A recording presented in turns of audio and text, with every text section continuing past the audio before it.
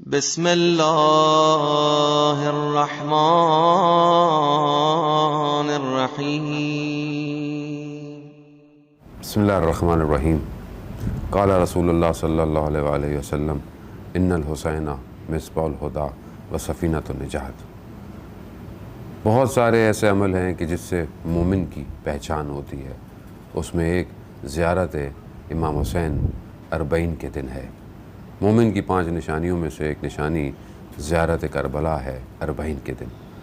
یقیناً ہر شخص چاہتا ہے کہ کسی نہ کسی طریقے سے وہ کربلا زیارت پہ پہنچے، اور یہ زیارت کا شوق اور اشتیاق جب اس کے وجود میں جنم لیتا ہے تو وہ پوری طاقت کے ساتھ اپنے سارے وسائل کو جمع کر کے کوشش کرتا ہے کسی طریقے سے ایک دفعہ زیارت پہ پہنچے. اسی لیے زیارات کے مطابق جتنی بھی احادیث آئی ہیں اس کے اندر کہا ہے کہ بعض جگہ روایات ہیں کہ ایک انسان 4 سال میں ایک دفعہ کم سے کم زیارت پہ ضرور جائے. اور ہر مناسبت کے حساب سے جب ہم دیکھتے ہیں اعمال کے اندر، چاہے وہ شب قدر کی رات ہو، چاہے وہ عید الفطر کی رات ہو، چاہے وہ اور ایام ہوں، ان سب میں زیارت امام حسین علیہ السلام کی بہت تاکید کی گئی ہے. ہر مناسبت میں امام حسین کی زیارت کا ایک ثواب ہے، ایک درجہ ہے. لیکن 40 کے دن جو ہے وہ کربلا میں زیارت کا ثواب بالکل ہی مختلف ہے.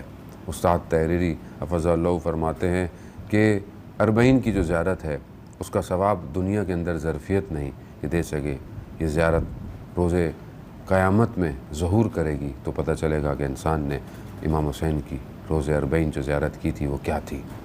اب ظاہر ہے جب انسان 40 کی طرف جاتا ہے تو 40 میں اس زیارت میں جو سب سے امپورٹنٹ ہے وہ پیدل چلنا ہے، مشی کرنا ہے نجف سے لے کر کربلا.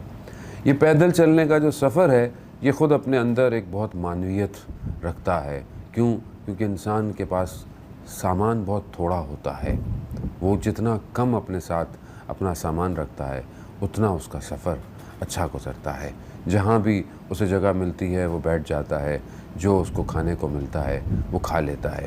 یہ سفر خود اس کی تیاری کر رہا ہے ایک اس بڑے ہدف کی طرف کہ انسان کو بھی اس دنیا سے اپنے سفر کو طے کرنا ہے. جتنا انسان کے کم معاملات ہوں گے اتنا اس کا سفر آسان ہوگا. 40 کے ان چند دنوں کے اندر 2-3 دن حد اقل جو لوگ واک کرتے ہیں اور کربلا تک پہنچتے ہیں، آپس میں ایک دوسرے کو نہیں جانتے ہوتے، نہ رنگ، نہ نسل، نہ زبان، مگر ایک دوسرے کا خیال رکھ رہے ہوتے ہیں، ایک دوسرے سے محبت کر رہے ہوتے ہیں، ایک دوسرے کو جتنا ممکن ہو سکتا ہے آرام دینے کی کوشش کر رہے ہوتے ہیں.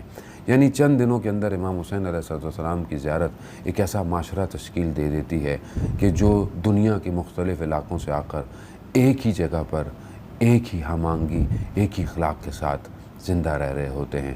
یہ معجزہ ہے 40 کا، اور یہ معجزہ ہمیں امام کے ظہور کی طرف متوجہ کرا رہا ہے کہ جہاں ہم سب مل کر اس طرح ایک دوسرے کو بغیر جانے پہچانے ایک دوسرے کے ساتھ ہم آہنگ ہو کر ایک مقصد کی طرف چل رہے ہوتے ہیں، ایک ہدف ہوتا ہے اور ایک دوسرے کی مدد کرتے ہیں اس ہدف تک پہنچنے کے لیے.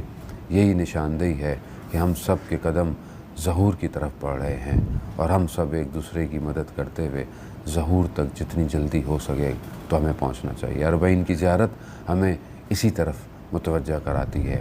انشاءاللہ خدا کی بارگاہ میں دعا ہے کہ ہم اس راستے کو بہترین اور معنویت کے ساتھ طے کریں. جو کہ بہت ساری چیزیں ہر شخص اپنے حساب سے راستے میں نیاز دیتا ہے، استراحت کی اور آرام کی جگہوں کا انتظام کرتا ہے، لیکن ہمارا ہدف جو ہے وہ امام حسین کی زیارت ہونی چاہیے.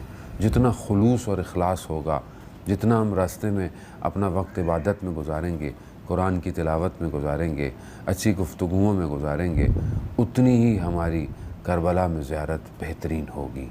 ہم اپنے آپ کو یہ متوجہ کرائیں کہ ہم کس طرف جا رہے ہیں، ہماری نگاہیں کس طرف ہیں، ہمارا مقصد کیا ہے. امام حسین کا مقصد کیا تھا؟